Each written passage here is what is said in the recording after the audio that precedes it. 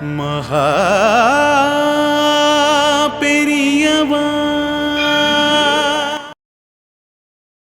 கிருஷ்ண பரமாத்மா உபனிஷத்துக்களை கடைஞ்செடுத்து கீதோபதேசங்கிற ஞானாமிர்தத்தை கொடுத்ததும் இந்த ஏகாதசி அன்னைக்கு தான்.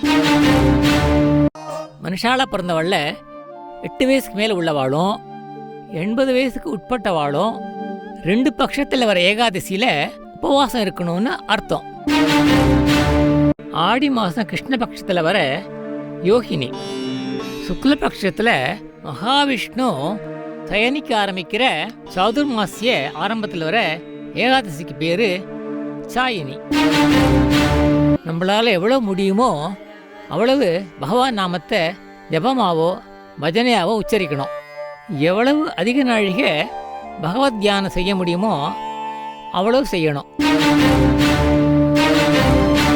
நல்ல ஆரோக்கியத்திலிருந்து பக்தி ஞான வைராக்கியங்கள் வரைக்கும் எல்லா நன்மைகளையும் அடைய எல்லா ஜனங்களும் ஏகாதசி விரதத்தை அவசியம் அனுஷ்டிக்கணும்.